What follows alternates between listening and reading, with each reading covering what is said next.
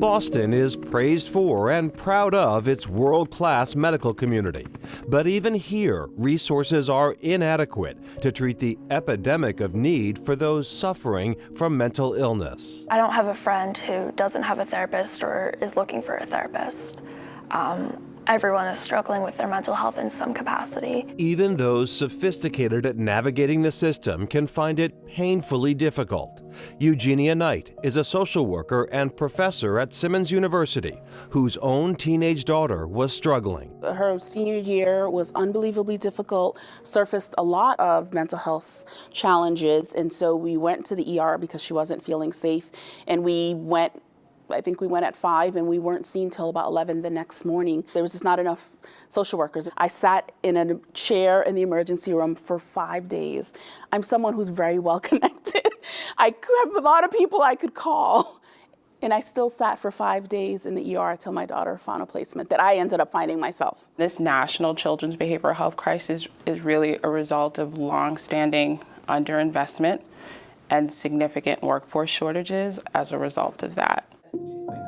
Amara Anasike is an attorney and director of behavioral health advocacy and policy at Boston Children's Hospital.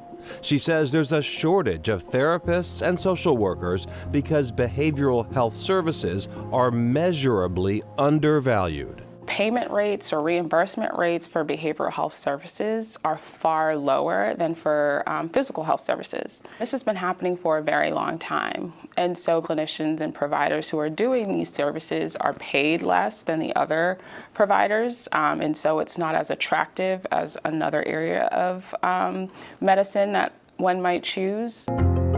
A crisis of need, a scarcity of providers, a supply and demand imbalance that is only getting worse. Almost half of the outpatient therapists don't accept MassHealth because the payment rates are so low. Some of them don't even accept commercial insurance because those rates are lower than what they can get for people who can just directly pay.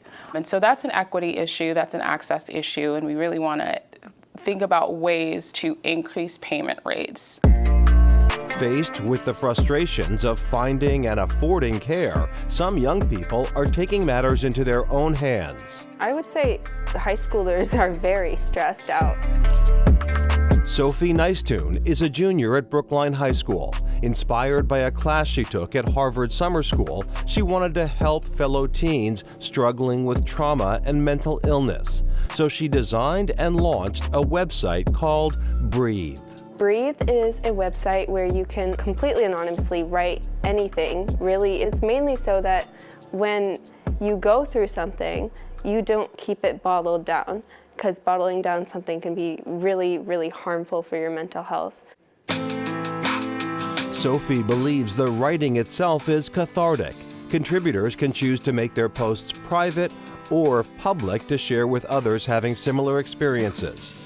The Centers for Disease Control says an astounding 60% of teenage girls have persistent feelings of sadness or hopelessness. I think some main contributors are the uptick in drug and alcohol use, social media use, how selective colleges have gotten. It could be family issues, it could be social issues, it could be friend issues.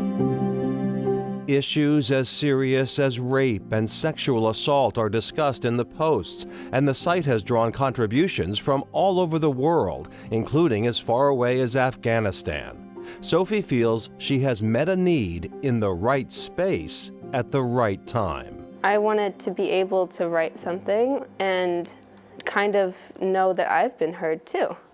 So it was also for my friends. They felt like they had no outlet. No one was listening. You know, I'm so glad it's helping so many people in so many different communities. Back at Simmons, which was the very first college in the nation to offer a clinical social work program, Eugenia Knight is teaching the next generation of social workers and hoping to ease the burden on the current generation. I spoke to a clinician the other day, and typically she has 4 patients that she attends to, and that week she had 17. There's no way that the patient is getting the support that they need when her caseload is more than triple what it should be.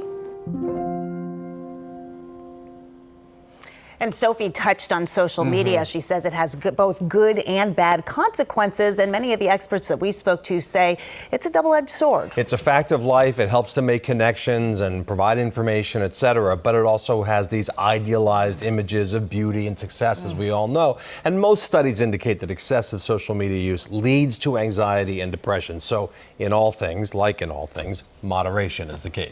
Monitor. Okay, coming up, speaking their language. It's just very easy just to send a text, write it out. Sometimes calling can be very intimidating.